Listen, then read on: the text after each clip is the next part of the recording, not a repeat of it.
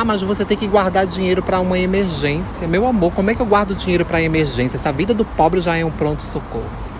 Se toda hora aparece uma conta, parece uma dívida. É o pobre economizar R$ 20 que acaba um gás, rebenta um chinelo.